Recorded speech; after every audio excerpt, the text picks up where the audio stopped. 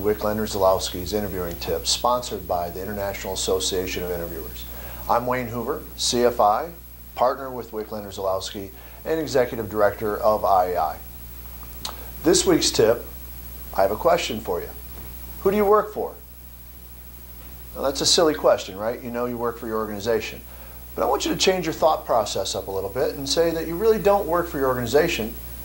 You work for yourself. You work for your family. I mean, if you had millions of dollars, would you be even watching this tip right now? You'd probably be volunteering your time or having fun with your kids or doing something else other than working at your organization. Now, I don't mean that it's not important that we work for organizations. We do, but it's also important that we work for ourselves to understand that we're trying to make ourselves worth more money, a bigger, better institution, right? And we do that through education, but we also do that by not letting ourselves get into situations that can cost us money. By covering our rear ends, we're probably covering our organization's rear end as well. I mean, think about it. If you have a case today, do you go to court tomorrow? Of course not. You may go 6 months, a year from now. Now, what have you been working on those 6 months or this year?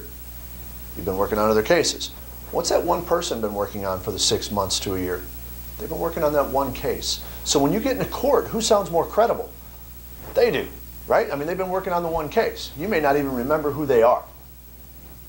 But when they get into court, what do they attack? They won't necessarily attack the evidence. The evidence shows that they did it, right? So what does that lead to attack? They attack the process. The easiest example I can use is, in the last couple of years, you've had all the baseball steroids and things of that nature. You had a guy named Ryan Braun, who was a most valuable player in the National League. He tested positive for steroids. He did not attack the actual sample. He attacked the way the sample was gathered.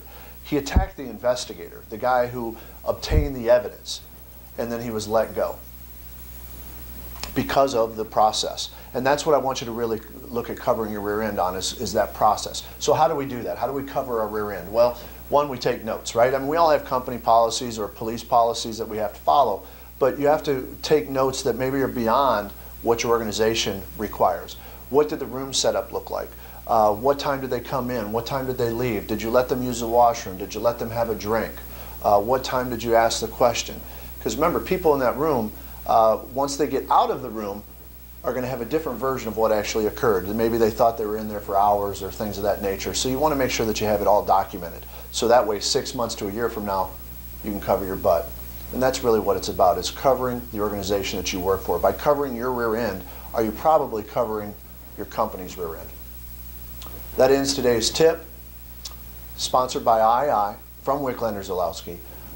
This is Wayne Hoover. I hope to see you again soon. For more information or to register for a seminar today, visit us online at w-z.com or call us at 800-222-7789.